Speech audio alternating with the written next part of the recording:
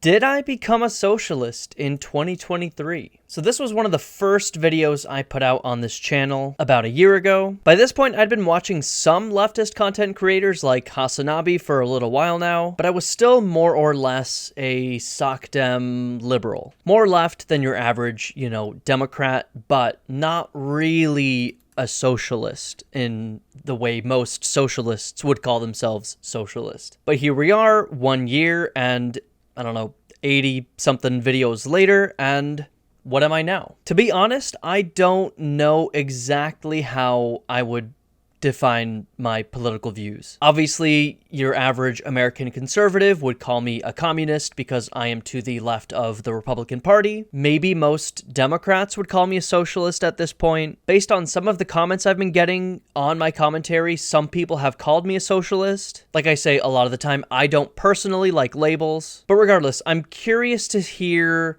what my opinions were on some of this stuff last year and what my opinions on some of this stuff is going to be now. So let's find out. Let's jump right in. Did I become a socialist in 2023? Why you should be a socialist in 2023. Now, I don't really identify as a socialist. If you're conservative, you'd probably call me a socialist because of the things I want for America. Universal housing, universal healthcare, universal education, free access to food, things like that, which are...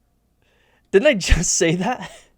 I do still believe in all of those things. To put it maybe a little bit differently, I do believe to some extent that scarcity exists, I guess. But in places where scarcity doesn't exist, or scarcity doesn't need to exist, or where under capitalism scarcity is artificial, like in all of those things past me just mentioned, we could have all of those things being universal to all American citizens, and the economy would function the same, if not better. That's where I stand. If it's a basic necessity that can be met without scarcity being involved, I think it should be met for all citizens. Food, housing, healthcare, the basic necessities, internet, I guess. All of those things should be met if possible. And it is definitely possible, and we're not meeting it right now, which is frustrating to me. Does wanting that make you a socialist? Maybe in the most, not really. Socialism I say this all the time, it means a lot of things to a lot of people. To some, the workers all needing to own the means of production, or, the means of production, or all enterprise, all business, however you want to define it, needs to be publicly owned in some capacity. That's what socialism is. That's one way people define it. There's the philosophical socialism, which is kind of what I'm talking about here, where it's more about, making sure the needs of all citizens are met. It's sharing is caring, the ideology, to paraphrase Hassan a little bit. But the issue is that you can have universal healthcare, universal housing, whatever, under a capitalist framework. You can technically have that. That is what most people would define as social democracy, SocDems. That's kind of closer to what I was back then, right? The issue with SocDems that I have learned in doing this project, that I do believe now, is that it won't be enough to stem global systemic inequality. Capitalism as a system more or less requires inequality. There's a Fox News video we watched where they literally admitted that straight up, that we need inequality under capitalism. And I think that we can achieve a scenario where there's significantly less inequality, I guess, in terms of the basic necessities of all people are met. But yeah, compared to where I was then, and I think it's going to come up, I don't think social democracy goes far enough. But anyway, let's continue. Let's see if this turns me into a card-carrying socialist. Let's go. Episode and others like it are brought to you by the generous support of my patrons on Patreon. I don't think it was this video that did it. If you're looking for something a bit more fun and longer form, check out the podcast I run with Hakeem and Yugopnik. Now, I don't want this to sound like a politician's speech, so this video is going to be pretty direct. Many of the biggest problems in your life are either caused or worsened by capitalism. And the truth is, there are ways to solve these problems. Another world not just radically different. I will say, right off the jump, I absolutely believe that the form of capitalism we're doing now is a huge problem. with that said, the reason I wouldn't call myself a socialist, one, I haven't read any socialist theory. Still true. But I think capitalism as a beast can be tamed. I think it not anymore. Can be controlled with strict regulation and developing strong social welfare safety nets. I think I mean, okay, I'll take that back a little bit. In the most broad terms, in the like, I guess anything is technically possible in the universe, I guess. Oops, sorry if that sounded weird. Maybe technically it'd be possible to... No, I don't even believe that anymore. I take that back. No, I think back then, I didn't know what capitalism was. I think I still was under the... And I talk about this now. Like, I think when people say or you know, say they like capitalism or think capitalism can be tamed, whatever, they're really just talking about markets. And I still stand by that. I think markets, we don't need to throw markets out entirely. I've got several videos on that if you want to watch those. I'll put them in the description. The things that I don't like about capitalism right now are as follows. I don't like the way capitalism handles worker-boss-owner relations. I think that truly is a broken, unbalanced relationship that needs heavy modification. Your owner, your boss, has too much incentive to fuck you over. And all we have learned is that they will always fuck you over. And if not you, someone in the third world. Oop, did I do something? I think I clicked a button. We will rewind. I'm getting over a cold too, so sorry about that. So yeah, that's one of the biggest issues I have with capitalism is that worker-boss relationship. It is broken. It is in need of something different.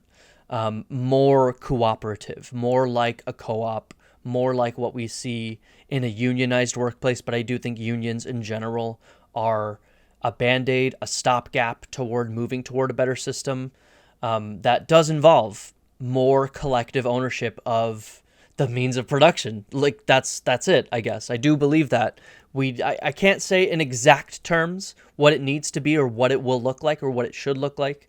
I think there are a lot of ways it could look like, and there's a lot of different people saying different things. I can't say definitively what it should look like. I can just give it to you in broad terms, which is I do think it should be more collective ownership, broadly speaking, would be better than what we're seeing today. There are just too many issues that are associated with, you know, capital accumulation, profiting off of other people's labor, that I do think a system that doesn't really revolve around those things, or at least significantly diminishes them from the 100% we're at now to like 2 or 3%. You know what I mean? I just don't think any individuals, and when I say individual, you know, I don't mean a literal singular human. It could be a business, it could be a company, it could be an enterprise, whatever.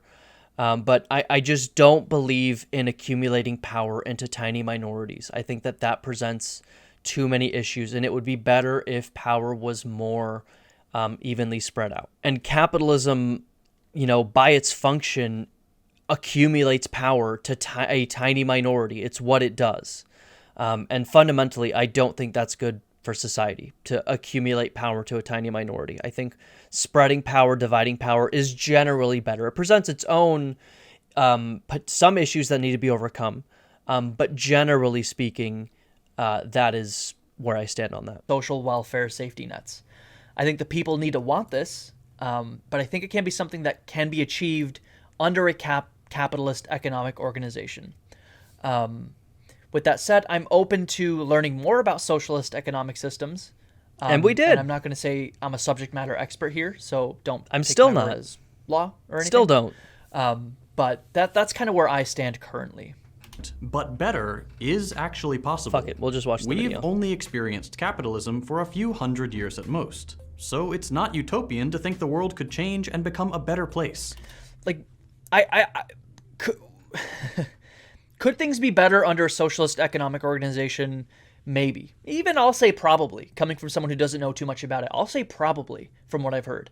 But we could have things be way the fuck better currently under our capitalist system. Like, that is true.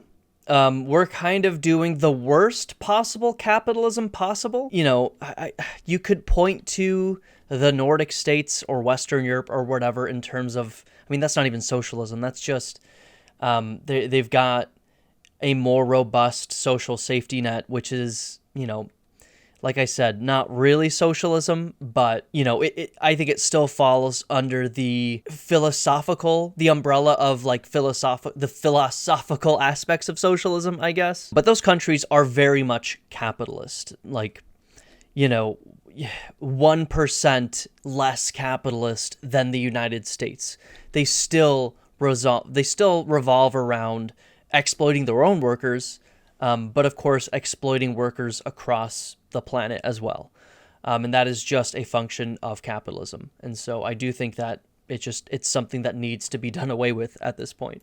Like, this is like the worst form of capitalism that we're currently under. Like, it could be better without needing to completely overhaul our economic organization. That's kind of my opinion on this as well, like expanding on it further.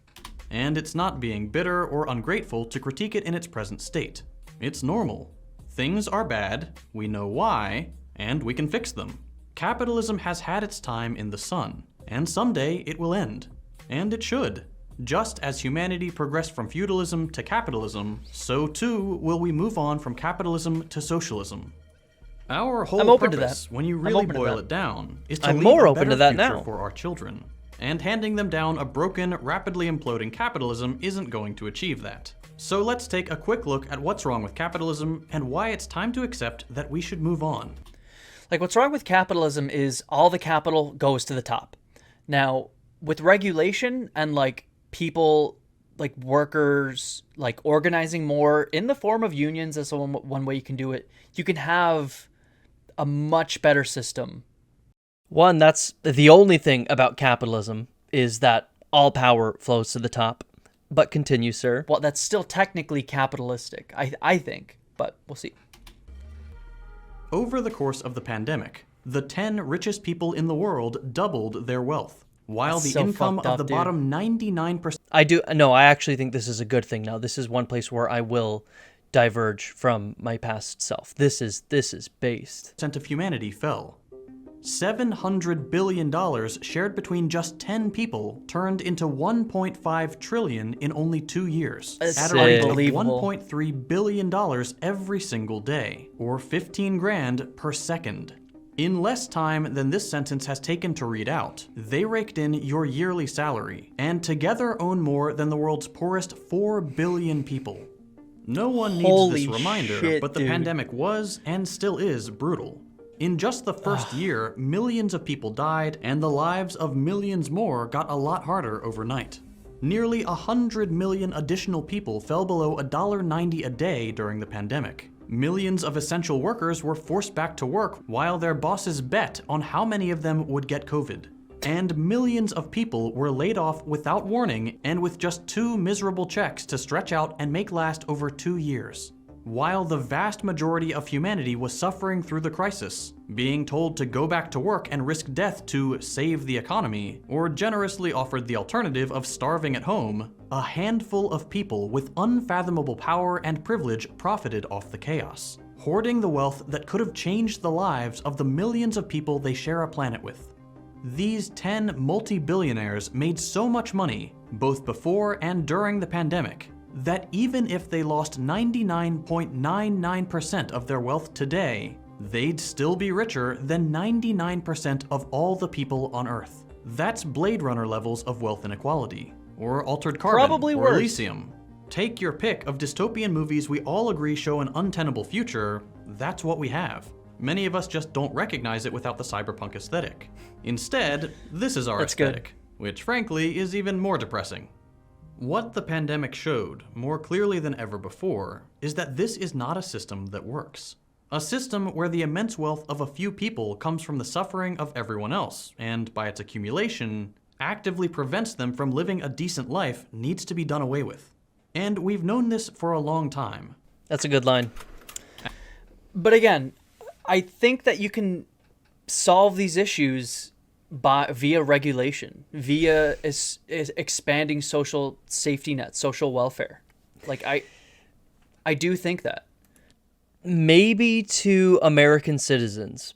Sure. But, and this is something that I probably failed in my early commentary because it was something I didn't understand as well as I do now, is the effect on the global south. I think there's a comment right here that talks about it very well. We can regulate to make things great for workers in America. Like I just said, that would be great. After we do, where does that profit come from? Generally, it gets squeezed out from the global south / third world. Exactly what I just said. For Sweden to exist, so too does Indonesia need to exist. IMO, we need to lift up all workers around the world, not just at home. Yeah.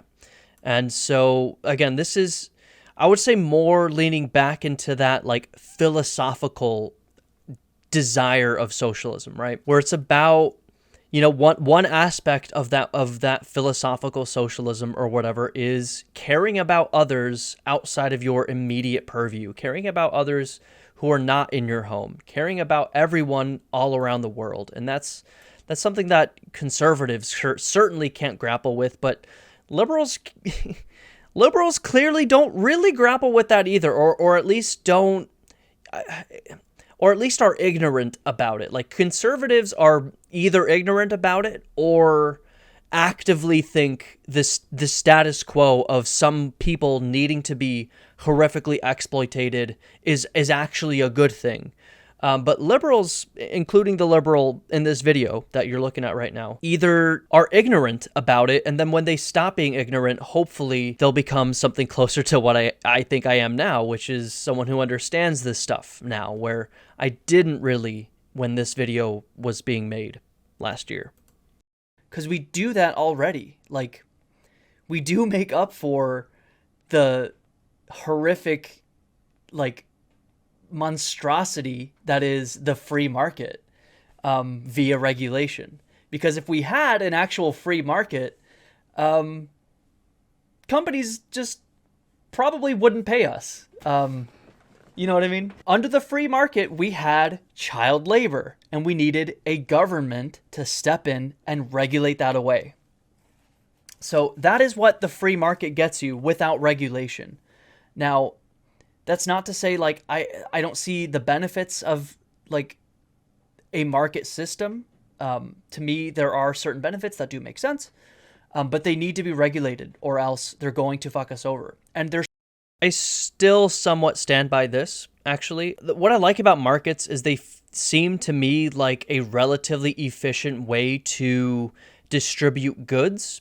And that's about all they should be used for. Using markets to determine what people are paid is closer to where they fail, because that's why we have minimum wage laws. If we didn't have those, the market would cause you to be paid less than you deserve, less than you need to survive.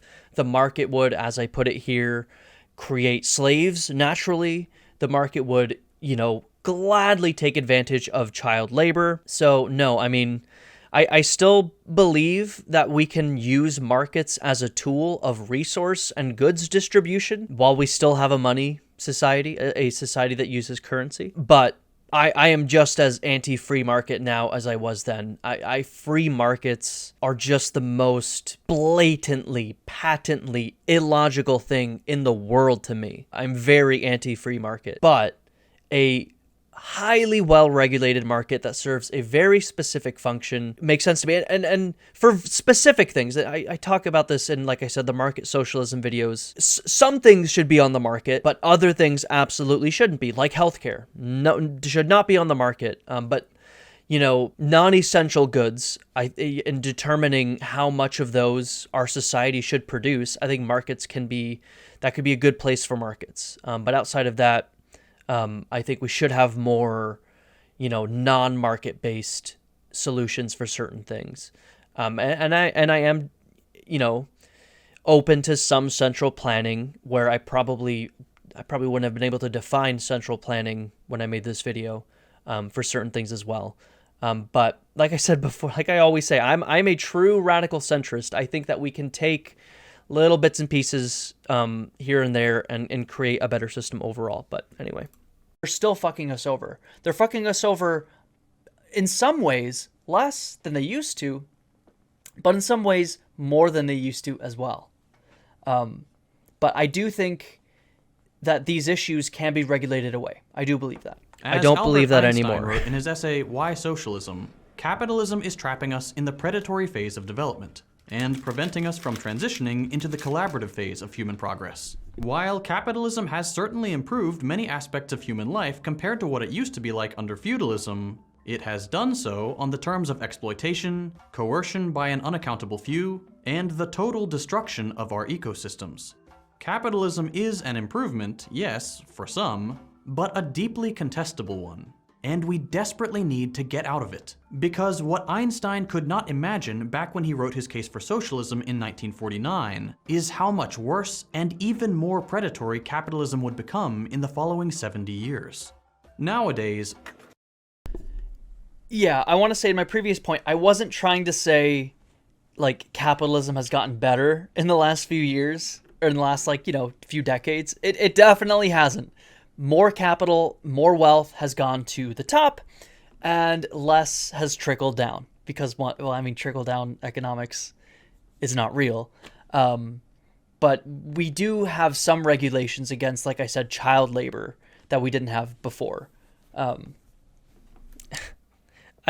the United States, sure, but the shirt that you're wearing, which is, I just noticed the exact flannel I'm wearing now, not planned, was probably made by a child slave overseas. Whatever snack I see that I'm eating, like M&Ms, if it's chocolate, it was 100% made by slave labor. I am benefiting from literal, not like fake slave labor, like hyperbolic slave labor, literal slave labor. So, I don't know, to say capitalism has gotten better over time, I don't think that's possible. When you take human nature into account, the intangible factors of human nature, I think you will always see a system like capitalism that so heavily relies on exploiting workers, that has so many incentives to exploit people, will always result in exploitation.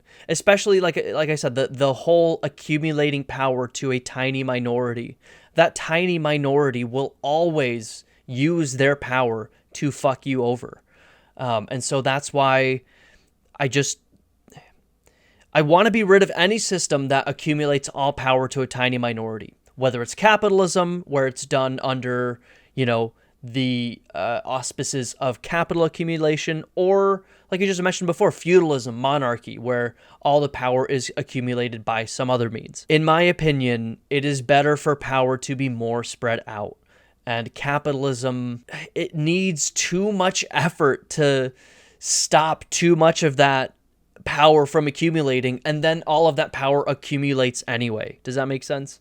So, anyway. So that's why I think, it can be a beast that can be regulated.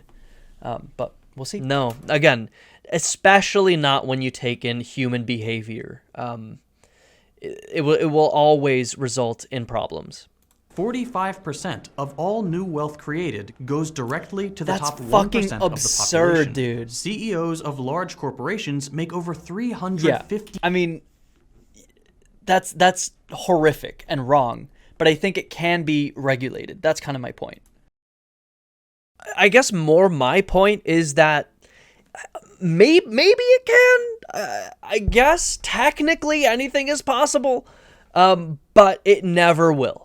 I guess that's more specifically where I stand now. Maybe it is possible, 1 year younger Dima, but it never will actually result in that. Times what their workers do. And all the while, employee wages are lower than they were 50 years ago when you account for inflation. Holy shit, dude. And I don't care how hard they work. That's so No fucked one works up. 350 times harder There's a than Bernie anyone Sanders else. quote? Hell yeah. But I could almost forgive it if half of all Americans didn't live paycheck to paycheck, or if a $50 trillion transfer of wealth hadn't gone from the bottom 90% of society to the top 1% since 1975. Yeah. But they do, and it has. And it's not just wages, it's everything else too. 28 million Americans don't get any paid vacation or paid holidays, so That's they hardly take any insane, time off. And who dude. can blame them? When I mean, same reaction, but holy fucking shit. wages don't even keep up with Fuck, inflation, we are and most so people shitty can't to cover labor. a surprise $400 expense. We are. It's simply not possible to take time off. And that's hardly surprising for a country that also has no federal guaranteed paid parental leave whatsoever. It's not just So that we're fucked getting up, paid dude. less, That one hits getting a close to home smaller for share me. of the wealth we produce, and enriching a single % of the population despite living in the most productive time in human history. We're working more for less. This is all true. And on a related note, the gender pay gap makes that even more true for about half the population. Still to this day, That's not women true, brother. make 84 There's no cents gender to pay a gap. man's dollar, and that number only gets worse for women of color. While the reasons for all these statistics are certainly varied, they all find their root or their excess in capitalism and its logic. All of these statistics are perfectly in line with the prime directive of our current economic model: the accumulation of profit for the capitalist class. They are all justified by the fact that in some Yeah. way they have allowed for a small minority of the He's like, yeah, I guess so. It's like, no. You're kind of close. You're hearing him, but you're not like understanding him. Is kind of where I was. It took a lot more learning for me to really, really grasp what Second Thought is saying here, which I do now. I did not when this video was made, clearly, because, like, again, maybe I'm just stupid, but he is making it very clear right here, and I'm kind of missing the point here. population, Anyway. incredibly powerful and wealthy by virtue of its ownership of the means of production and nothing else, to squeeze more out of their workers for their own benefit. Yeah. In the last century, I we've agree seen with the all that. gradual destruction of unions. So you agree with all that, and you're still like, but it could be tamed. It could be tamed. No, shit can't be tamed. A federal tolerance of permanent high unemployment, and a Yeah. series of successive changes to the tax system that together allow more and more wealth to accumulate at the top with these owners of economic. It's all true. It's all absolutely true. Which, like, the erosion of regulations is a huge problem. But those regulations existed at one point. So they can exist again. A big part of it is, and I say this all the time, we need a smart population that's capable of making good decisions for themselves and I voting stand in by ways this. that don't fuck themselves over. But that's not where we're at. Americans, both Republicans and Democrats, consistently vote from an economic perspective to fuck themselves over. It's kind of all we do, because I said this earlier in the stream. When it comes to economic policy, I'm a both sides Andy. The Democrats and Republicans are exactly the same. They are neoliberal forces who operate at the behest of capital, and that's it. From a True. social perspective, the Democrats are obviously better. True. I guess. Significantly better, in the sense that they're not actively trying to murder every trans person. But still, from an economic perspective, they are one and the same. Property. Wealth is more concentrated, we're more overworked, and rampant inequality persists because this economic system has no mechanism to fix these problems. Boom. I disagree. That's a big blanket statement that I absolutely disagree with. Regulation. Like, if we the people are like, no, we need a wealth cap, we can vote one in. If we the people go, we need to raise taxes on the rich, we can raise those taxes. We can get that money and distribute it to ourselves. But the problem is, we don't want that. Now, why don't we want that? Now, obviously, this is where Well, no. The problem is the frog has been boiled. They already have too much power. They already control everything. They will not let that happen. They will not let you regulate them in that way. There's another Richard Wolff video that we watched where his thesis was basically, let's try reform. if let's say we did want this, as younger me is saying, let's try it. And what we'll see is that they will not allow it to happen. Again, maybe pie in the sky, it is technically possible, but given their incentive, given the amount of power the capital owning class already has over you and me, the politicians we vote for, and the global socioeconomic machine in general, they'll never let that happen. Propaganda comes in, and we're talking decades and decades of anti-socialist propaganda that make like taxes demonized to like 75% of Americans. The idea of raising taxes for anyone, including the ultra rich, is already a losing battle. Like it's like trying to roll a stone uphill, like trying to argue why some people should be taxed to Americans. It's incredibly difficult. So that's anyway. Oh, I kind of lost my train of thought. I halfway agree with what he's saying here, right? In the sense that if everyone wanted it, you could maybe regulate a whole lot of this stuff away. But the capital owning class has too much power to retaliate. On the contrary, it thrives on their existence. What capitalism demands above all else is profit. And in order for the system to be profitable, someone needs to get screwed over. And it certainly won't be those with the executive power to set the rules. Think of it like this. No boss out there, however compassionate and kind-hearted they are, will ever pay their employee an equal or greater amount than they bring to the company. It wouldn't make sense. What would be the point of hiring an extra person if all the money they generate goes right back in their pocket? In other words, no matter what your pay is, even if it seems incredibly generous, it's less than what you're actually worth to the company. Yeah, I generally agree with this. I mean, some of the way he's framing it, maybe not. Like the idea that like they're taking, I don't know, half. I don't know. This is it's hard to quantify, I guess. Maybe it is just $1 they're taking off the top. Maybe it is possibly even more that they're taking off the top. This is obviously a simplified version of whatever he's trying to convey, but that is standing out to me a little bit here. I kind of take that back. I think what he's doing makes sense. And the money taken off the top, your surplus value, isn't going to a company fund or R&D or a collective pension scheme. Nothing that benefits. That's true. No matter how many dollars there was there, that is true. It is just going to this guy. Benefits you or your coworkers even indirectly. Yeah. I mean, that's another huge part about capitalism, about profit in general. Like, I wish that every business owner, every capital owner would just act altruistically every single time, would act in the benefit of society, would act in the benefit of their workers every single time. And if they would do that, then maybe we could keep the system as it is. It would just function then, I guess. But again, this is where the human element comes in. They will never do that. They just don't have the incentive to do that. And so removing that potential entirely is what I think needs to be done. And that is what moving away from capitalism would be. No, it's going to the shareholders. Otherwise, there'd be no profit, only expenses and income. This is the fundamental truth of capitalism.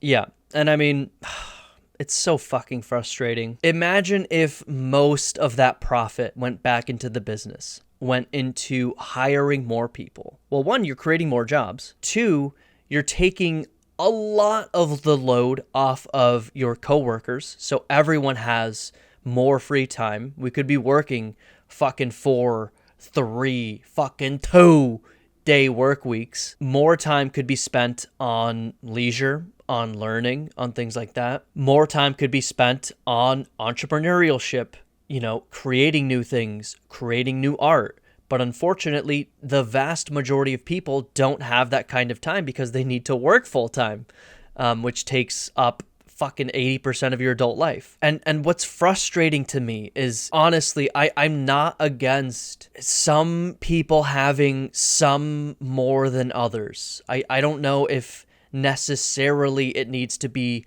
100% even in all things. Because again, especially when it comes to non-essential commodities, sure, there might be scarcity, there might be production costs, and I truly believe in my heart of hearts that we could have a system where, you know, more of that profit is redistributed and more people get their lives back.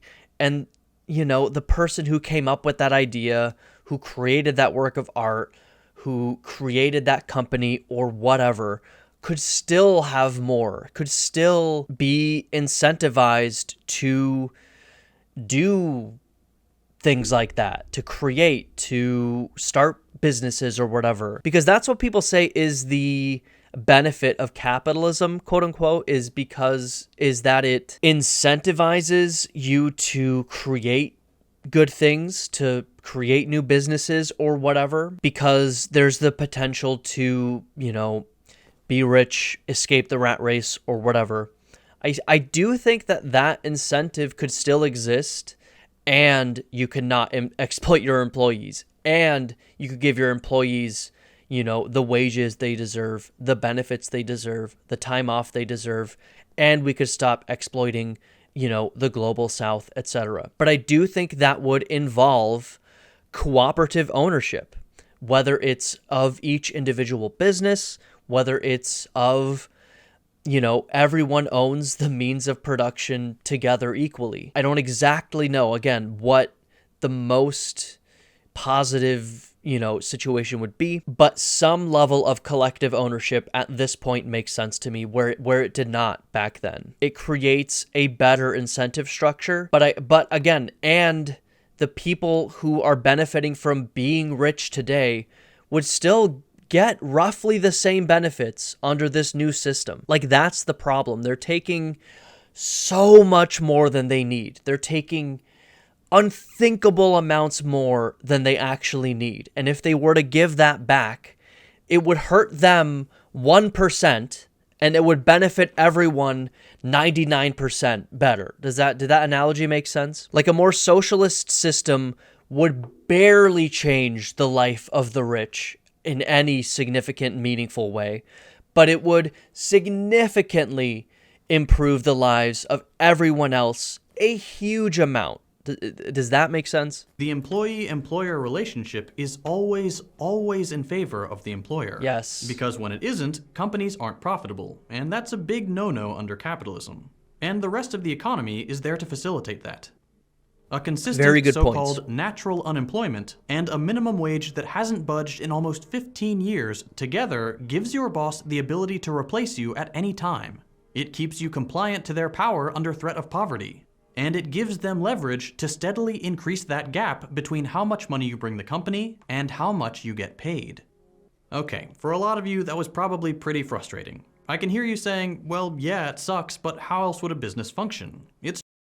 No, those were very good points. And again, that's part of my biggest issues of capitalism right now. That worker-owner-employee relationship is just broken. It does not work under capitalism. It's just common sense it has to be this way or the economy wouldn't work. And that right there is the point. It's not that the economy wouldn't work, it's that a capitalist economy wouldn't work. So what about socialism? Socialists have a different perspective on how to organize society. To summarize, capitalists and capitalism's advocates believe that society is best served by a market-based economy, coupled with a society divided into two classes. One that owns and controls the productive enterprises and seeks profit, and one that does not own this form of property. Now, before I let you talk, I do want to say, like I said before, I do think you can have some things determined by market forces, and I do think markets can be an efficient and somewhat optimal way of determining how much of a commodity to produce. That's as far as I would go with markets, and that doesn't mean every commodity. That doesn't mean everything that we do in our lives needs to be on within a market system. I do believe some things should just be publicly owned, central planning to some extent, however you want to define it. So there is like market socialism that I think could work, but this obviously is another major issue too. Maybe I'm less in favor of capitalism and more in favor of a market.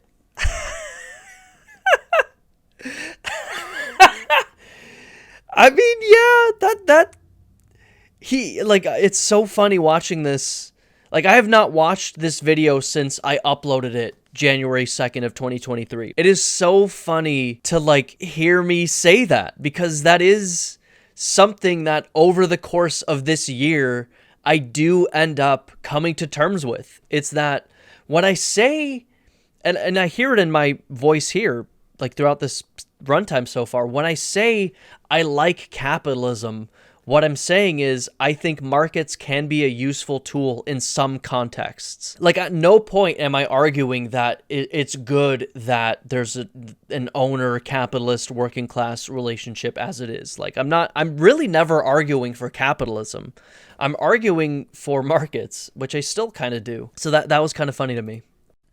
Because I guess my issue with socialism and like communism is like, how do you determine what labor needs to get done? Like, I know a lot more about this now. I'm not going to spend a ton of time on this. Some socialists, including Second Thought, are full on central planning for everything. And I'm not there. I've not yet seen enough compelling reason for that. Some of the stuff they're saying is like, we can use supercomputers to centrally plan how much of something we need to produce. Chile did it, right, with Project Cybersign. I don't know how I feel about full central planning, honestly. I think markets have their use in today's world still. But to answer younger me's question, they would advocate for central planning. The government would just have a ledger of how much of something people wanted or used, and they would just produce that much the next year. Just kind of cutting out markets as a middleman, I guess. But I think markets are actually a useful middleman in determining how much of a commodity to produce. And to me, like the market, supply, demand, what people want, what people need, that feels like a good way to inform what labor needs to get done. But this idea of like there being a 1% ruling class and like 99% working class, like this I fundamentally disagree with. So does that make me a socialist? I don't know. Tell me Kinda in the comments, and be sure to like and subscribe if you're watching this on YouTube. Boom. And therefore needs to sell its labor power for a wage. Is that good? Should I do that? Proponents of capitalism believe this leads to the greatest possible good because, in their opinion, markets, even when they're imperfect, are better at making decisions than democracy is. Yeah, I'm still like, what do you mean, Second Thought? I mean, isn't the market like a form of democracy? Kind of. Jinx. Like, I feel like it kind of is functionally. Like, you're voting with your wallet, right? Like, I don't know. Kinda. Socialists disagree. We know that markets follow the money, not the collective good. And it's not hard to see how a society with such staggering inequality might interpret that fact. We know there's no such thing as a perfect market or a perfectly rational consumer. We know. Yeah, and that's one of my biggest issues with markets in general is like free markets. I'm not saying markets are perfect or that I love markets, okay? Like, I do think markets have a lot of issues, and it comes down to consumers will not always make good decisions. Like, fucking like libertarians and conservatives who really advocate for market solutions for everything are like, well, people will just vote for their wallet and the best possible thing will happen. And it's like, dude, we have more or less functionally free markets today, and people are voting with their wallets, and they are voting like they don't care about real shit. Like the chocolate bar you're buying, to bring back that example, it was made by literal slave labor. What could possibly be worse in terms of what your money is buying, what you're voting your wallet with or whatever, you know? If literal slave labor is not enough to cause people to, like, everyone knows your chocolate was made by slave labor. That isn't like a lie or a myth. Everybody knows that. And we still do it anyway. If that's not enough to prove that voting with your wallet is not the most optimal way of determining how we produce commodities, then I don't know what more evidence you need. When I say I'm in favor of markets, I want a very specific use case of using it as a method of resource distribution. That's it. I understand that markets have their own issues, tons of issues that could happen. But I mean, you could still exploit slave labor in a centrally planned economy. Like that could still technically happen. So I don't think that is necessarily because of the market system. It's because, yeah, consumers are stupid. Consumers don't care. People are stupid. People are assholes. People are unempathetic. People are ignorant. We could go on and on. But that has nothing to do with using markets as a way of determining how much of something we should produce. We should not use markets to determine how we produce it or where we produce it or how much we're paying the person to produce it, but just knowing how much of something people want. That's kind of where it starts and stops for me. But anyway, that's the big one for me. And that's why, I don't know. Yeah, like there is no perfectly rational consumer. I absolutely agree with that. That given enough time, competition always means monopolies. And we know that even if none of this were true, the whole capitalist system would still be built on a small group of unelected people having more power than the vast majority of the population and using it to enrich themselves. So what do socialists propose instead? Well, first, let me just take 1 second to clarify a few things we do not propose, because I get these comments every week. We do not call for a state-mandated all-gray wardrobe, or for every person to have exactly the same amount of stuff. That's a very misguided notion of what socialism is about. When we use words like equality, we're not talking about forcing sameness in every regard. We're talking about making sure that everyone is afforded the same baseline standard of living.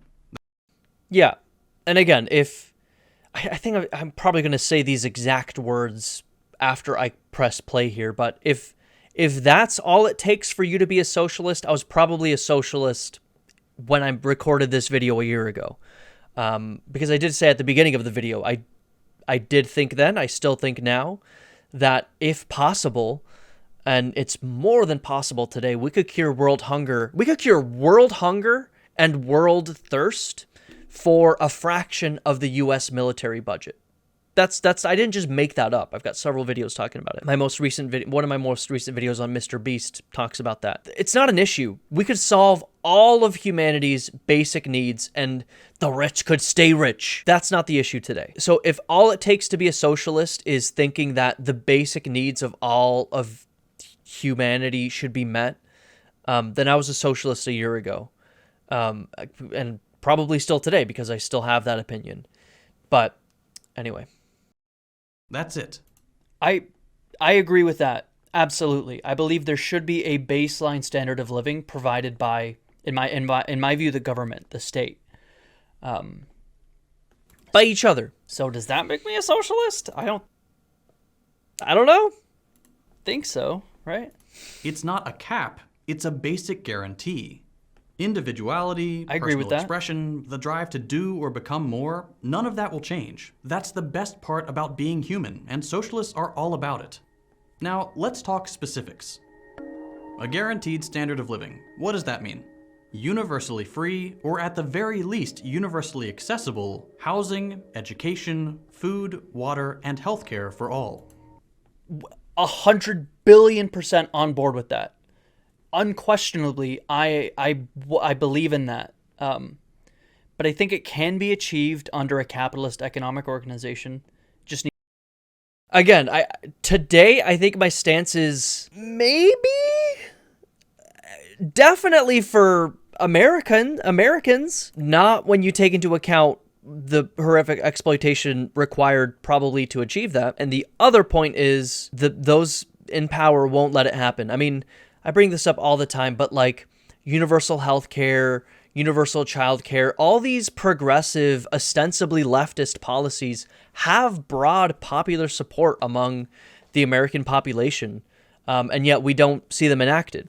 And so that just tells me that the ruling class, the capitalist owning class, or however you want to define it, is going to fight tooth and nail to prevent these things from happening against the will of the people.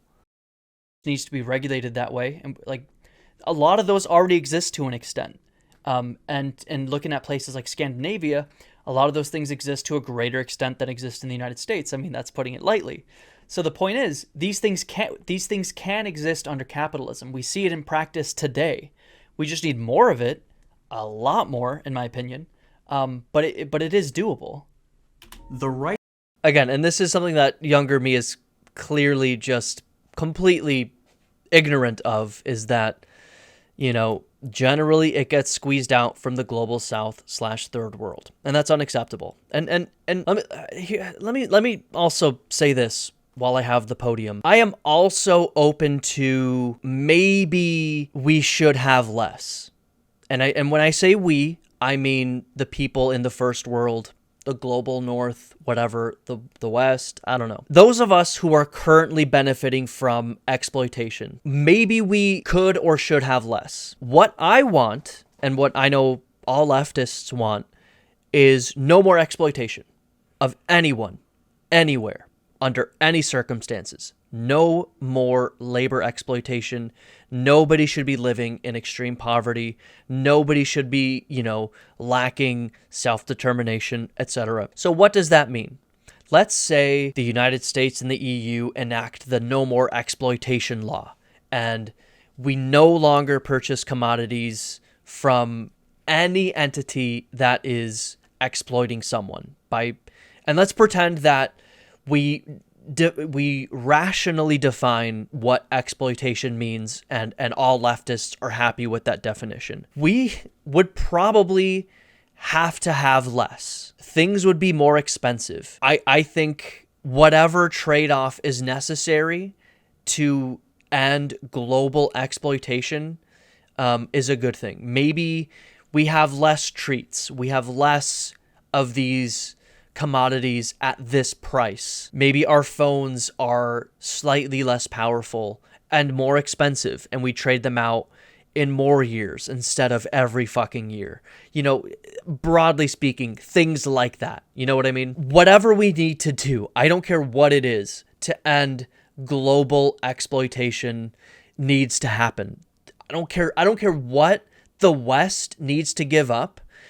Nothing is worth slave labor. No amount of cheap price tags or fun commodities or anything is worth slave labor or heavily exploitative labor. And again, that's sort of the more philosophical world of leftist thought, I think, which again boils down to sharing is caring about people outside of your immediate purview.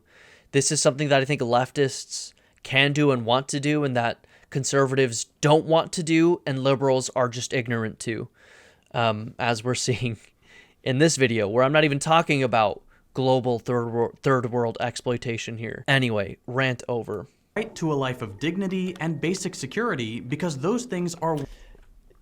I thought that was Margot Robbie at first. I could see it. Right here. Doesn't that look like Margot Robbie? The Kinda mom does. here or whatever. Kind of does. Looking for longer than a second, I could tell it's not her. But for a split second, it looks just like her. Basic security, because those things are well within our means by every measure available. There's too much food going to waste, too many empty houses, too much stuff being destroyed to artificially inflate its cost, and too many people making a profit by hoarding our basic needs. All true. Socialists are tired of people being pushed into grueling, punishing, or demeaning jobs by being threatened with eviction, starvation, or death by disease. Thanks to modern... Absolutely. Good shit. My only hang up here is I think this can still be achieved under a capitalist economic organization. That's all. No, not anymore. And if that makes me a socialist, where I don't think capitalism can be tamed anymore, where capitalism's the answer, then it is what it is. But I disagree with younger me here. He has not said that. He has not argued against that, technically. Technology. He has. You are just too dumb and ignorant to see it at this point. Humanity has greater material prosperity than ever. Which is not Second Thought's fault. And I talk about this all the time. These ideas are just very nuanced. And you know, to give myself a little bit of credit, hard to distill in a 101 level 20-minute video. It took, I don't know, again, maybe I'm just stupid, but it took me quite a bit of time and effort to get to where I am now. And watching this video from a year ago is definitely proving that to me, at least. Before. Why are we so intent on wasting it by keeping it locked away? It's not hard to imagine a world that works on positive incentives instead of negative ones. The knowledge that your livelihood is secure is a way better incentive to try new things than the threat of losing everything. Abso-fucking-lutely. The second thing socialists propose is democratic control. It's like you're agreeing with half this stuff, but like there's like one or two big pieces, you know, he's missing here. When I say he, I mean me. Control over the means of production. Okay. Excuse me. If he's describing like to be a socialist, you need to have these whatever 3 things. I don't know however many things he's going to say. Pillar one is universal basic, like everything. I absolutely agree with. Pillar 1, I'm fully on the side of the socialists here. Here's where the wheels fall off for me. And here's where the wheels eventually came back on for me. This does make more sense to me now than the current system we have now. The current system we have now, there's too much incentive. The boss-worker relationship is broken. It doesn't really work, and I don't think it can really work because human nature comes into it. Your boss will always have a ton of incentive to fuck you over. They want you to work the maximum amount for the least amount of compensation. You want to work the least amount for the maximum amount of compensation. These parties can never meet. What are our options here? Like cede more power to the capital owning class? No, it's the exact opposite. They need less power. More of that power needs to be distributed to the workers. A little bit. I believe in more workplace democracy as a general rule, like unions, things like that. I'm absolutely in favor of.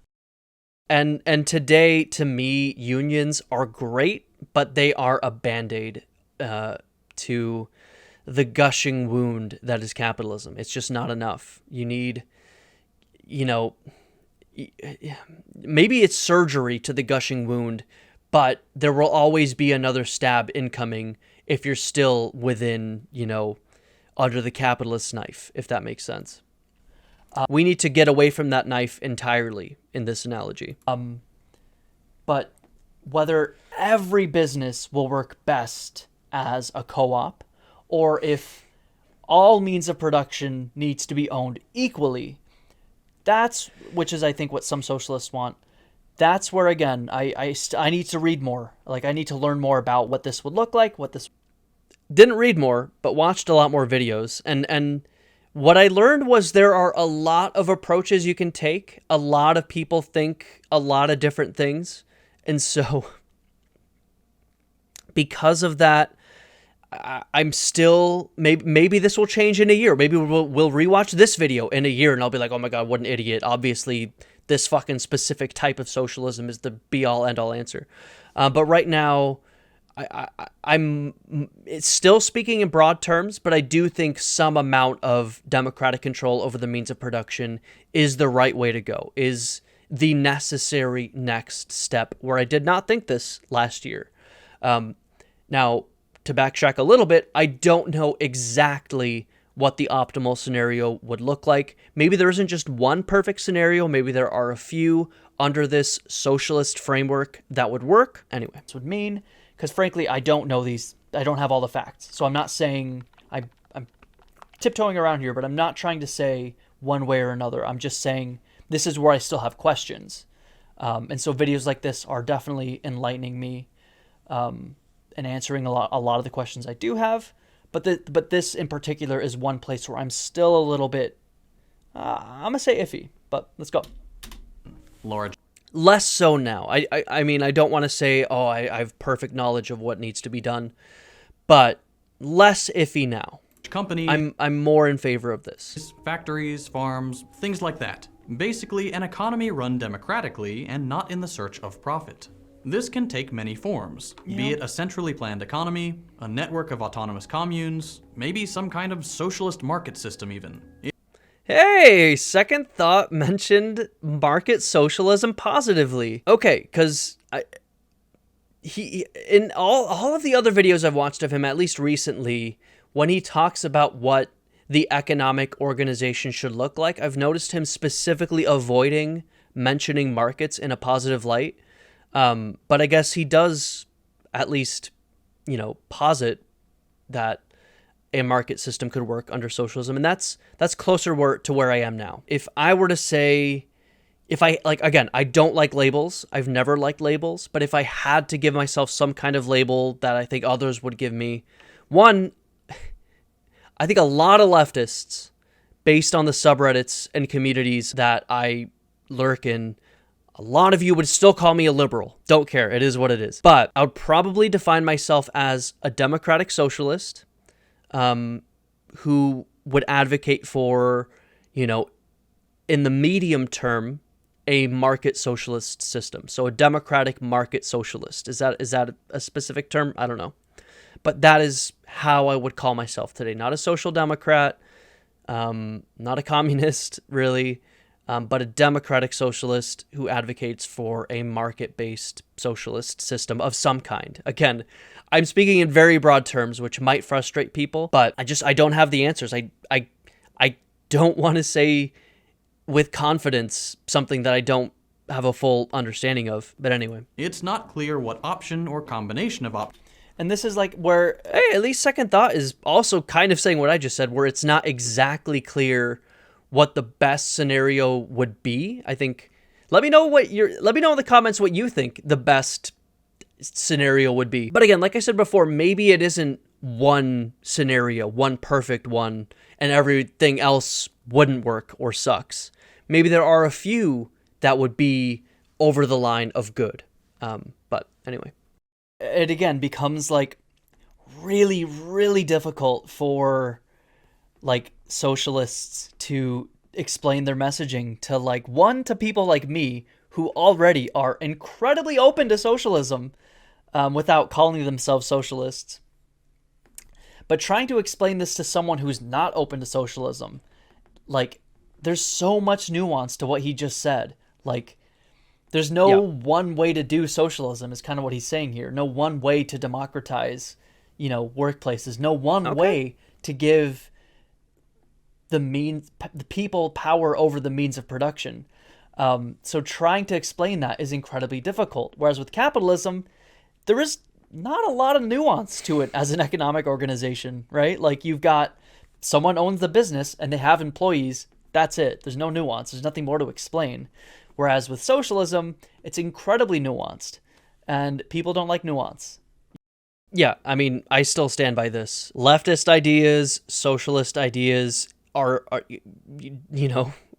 very nuanced, difficult conceptually, and people don't like nuance. Not to say every leftist or every socialist is a fucking genius, but it does make translating these topics difficult. It took me like 7 or 8 months of watching videos and editing those videos, so basically watching them again, to really start, considering myself some form of socialist, which sucks. Like, I want these ideas to win, but they're not easy ideas to spread. Anyway. I'm not trying to say I'm better than that, but people don't like nuance. It's difficult. It's hard to, explain nuance, which is difficult for him to do. Like, I'm not saying he doesn't do it well. He does a great job. I love this channel. But I'm not saying I would not imagine it's easy. It comes easy. But it's significantly more difficult for, a normie to understand what he's trying to say, no matter how well he articulates it. So, yeah, that's kind of my point. Options will work best for different parts of the world. What is clear is that they would all work better. Workplaces could be run either without a boss or with one elected by the workers. And the products of this economy would be geared towards satisfying the needs. He's like, yeah. It's like, second thought is pretty nicely explaining the very basics of what a socialized workplace would look like. And I'm just like, yeah. Needs and wants of society without also having to be profitable. In other words, it's an economy run without that artificial barrier. That sounds pretty good to me, actually. What he just said right there, where like you're creating stuff to help society, to help people, rather than doing it for profit. That sounds better to me than what we're doing now. So again, if that makes me a socialism, then sign me. If that makes me a socialism, what the fuck? If that makes me a socialist, then sign me up. But still got a lot to learn. Here, I'm gonna fix my camera. Barrier imposed by a privileged group taking a cut off the top. If you're having a hard time imagining what a democratic workplace would look like, just think about your current job. I'll take retail as a common example. I used to work at Best Buy as a camera expert. My job, on paper, was to help customers pick the camera that would best suit their needs. In reality, management just wanted me to upsell people on more expensive gear. To make a long story short, the camera department is kind of detached from Best Buy proper. We technically reported to the respective brands, and we didn't have a brand manager there most of the time. When left to our own devices, the camera department had the lowest rate of product returns in the store by far, because we decided amongst ourselves how best to meet the customer's needs. When corporate started pressing us for higher profits and the GM started forcing us to upsell, the return rate skyrocketed, actual profits shrank, and the department got all kinds of negative reviews. In this scenario, and countless others across the labor landscape, the workers know how best to do their jobs, and meddling from an unelected manager only makes things worse. In broad terms, 100%. I mean, I don't want to say in some scenarios, like I have to be the centrist here. In some scenarios, things could be different, but whatever. I'm not even going to get into it. Yeah, I could see that for a company like this, but like I work at like an app startup. I still work at this app startup. And like my boss, he like he built this app from like the ground up. Like it's his product. I handle marketing, but I don't know how much more power I should have. But yeah, whether every company would function.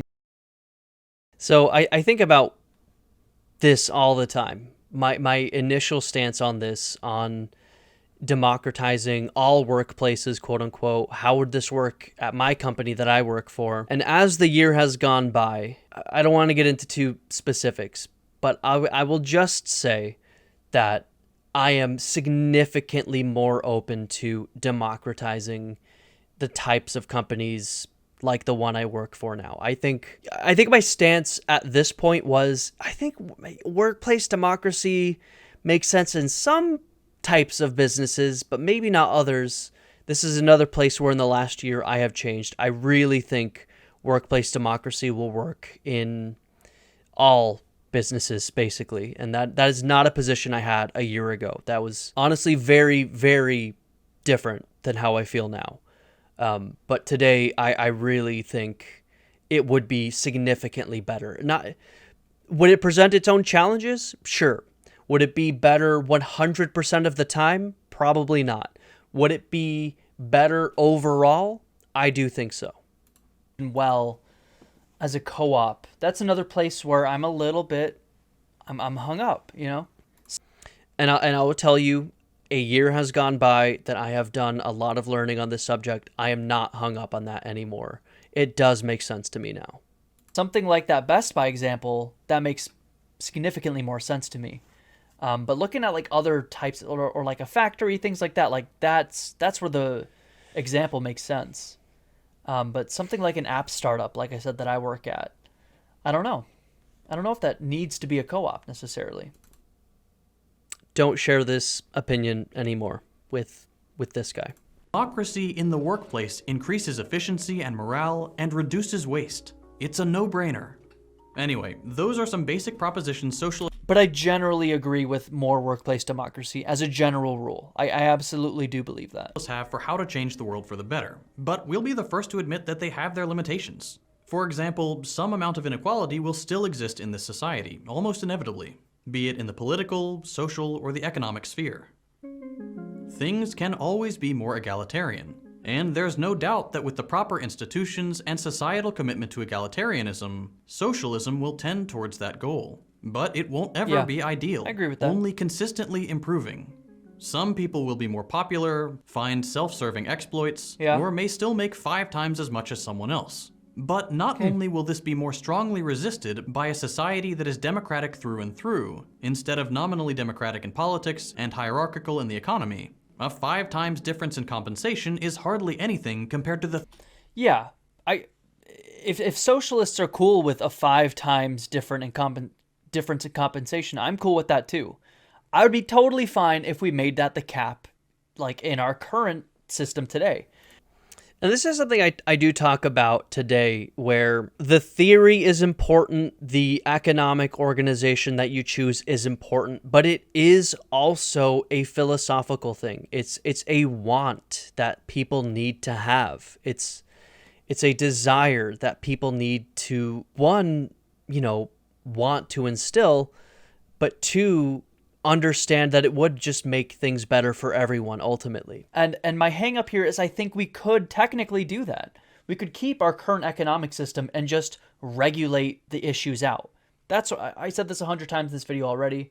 I'm kind of reiterating my point here. But I think we could do that now. Just make a law. Boom. You can't earn more than 5 times. My significant other said this. My girlfriend said this the other day. Boom, make a regulation, make a cap. You can't earn more than 10 times, 5 times, whatever, what your lowest paid employee earns. Done. I'm more than happy to do that. But we can do that via laws and regulation. So does that make me a socialist?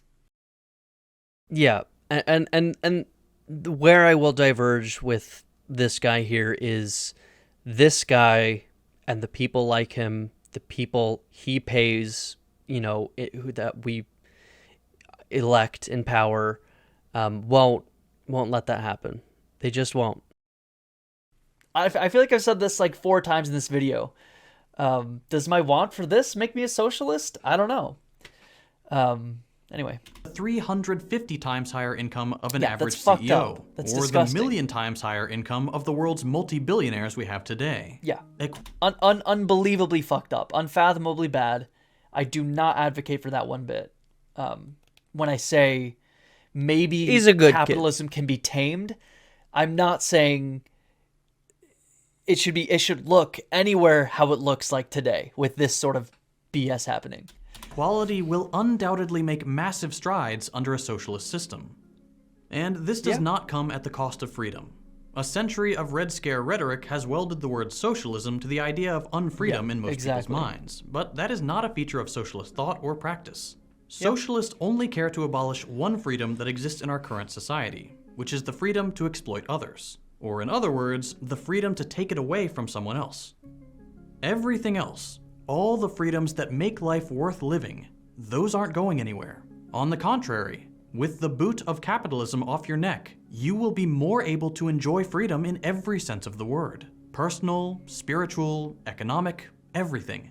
To quote Eugene Debs, one of the most famous American socialists, socialism is merely an extension of the ideal of democracy into the economic field. That makes sense. And socialism is not so much a cut and dried program as it is a method by which industry is to be operated. It does not say what it will do or what you shall do, but only that the people, the workers and producers, shall be the master of themselves.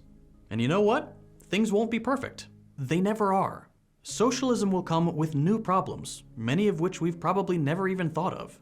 But it will also come with a better way to solve them.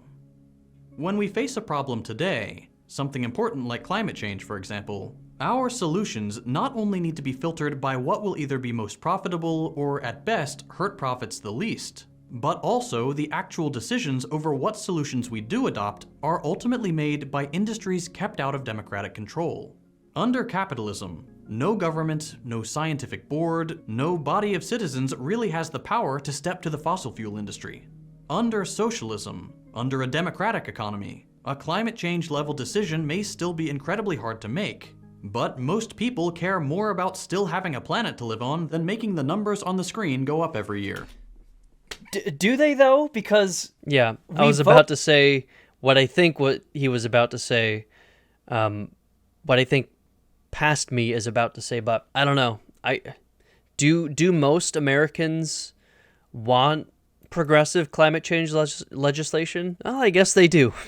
So, yeah, I guess to contradict myself, this is another place where the will of the people clearly does not supersede the will of the capital-owning class, who obviously heavily benefit on exploiting our environment. Oh, for people who, like, go against the scientific consensus on climate change. Like,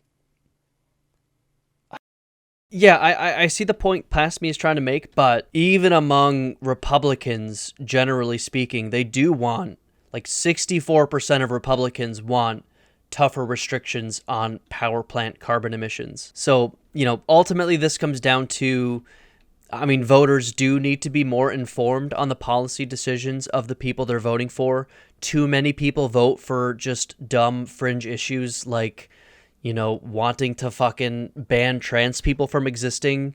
Like, Republicans would probably vote for that candidate, and that candidate probably would not give a shit about climate change, which is why, conservatives push those fringe social issues so heavily. So I kind of see the point younger me is making here, but ultimately it's more of an issue of, democracy almost can't work in a system where so much power is in the hands of a tiny minority. So in this case, that power in the form of capital, and them having the ability to bribe our politicians with little to no oversight, which again is just more evidence that we need to move away from an economic system where all of that power will accumulate to the top, and capitalism is such a system. Anyway.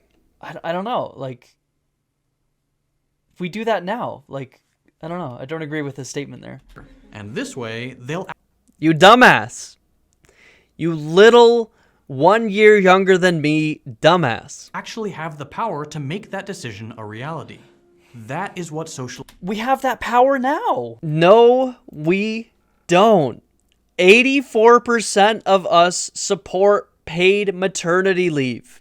We do not have this because it would affect the bottom line of the ultra rich. They would stay ultra rich, but it would affect their bottom line a tiny, tiny, tiny amount. So they will prevent our politicians from enacting these types of policies. So no, younger me, we clearly don't have that kind of power, as much as I wish we did have that kind of power. Anyway. We could make climate change a reality. I guess okay, I'll take back what he said. I guess maybe his broader point, maybe I misheard or he didn't articulate it as well as maybe he could have. Because so much wealth and capital have accumulated to the top, that's given the people who have an interest in not solving climate change more money and power, and so they are able to exercise that influence in ways that causes voters to vote against their interests here. Maybe that's kind of, but they also just straight up influence our politicians to vote against the interests of what the American people want. What he's trying to say? I don't know. Socialist offer. It is approximately what Second Thought is trying to say. Why are you moving on rather than elaborating on that further? I don't know, but yeah, that's wow, pretty huge example of how just ignorant I was a year ago. So, sorry. More dignified life and the democratization of power. And the only thing it will cost us is giving up on the outdated idea that there is always a profit-driven solution to our problems. There isn't.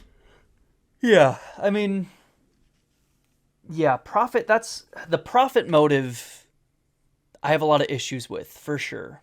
To me, it is sort of a double-edged sword to where I think the profit motive can make people do great things. This is something I lost over the months. Like, I'm not saying I figured this out today, but I don't know. And the profit motive, we should call it the gun to your head motive. It's less the profit motive and more the like work or die, innovate or be a slave to work fucking 80% of your adult life in a job you hate motive. Like that's not good in my opinion. So it's not a double-edged sword. It's a single-edged sword, and the edge is the profit motive. I do believe that. Again, it's the profit motive is as good of a motive as a literal gun to your head and telling you, do the work I need you to do. If you put a gun to my head, I will be motivated to do whatever the fuck work you want me to do. If you're motivated by a lot of money, you can do great things, like I just said. But the other edge of that sword is it can cause you to be extremely exploitative. That's the only edge of the sword. So, but I don't know. Yeah, you don't know. God, what a dumbass. What a dumbass! And we can do better. As one final thought before you go, let me just be as open as I can here. I don't make these videos to win clout online. I'm not trying to trick you with clever rhetoric or even really convince you to see my perspective. I make these videos because I genuinely believe that this is the way forward. It's time.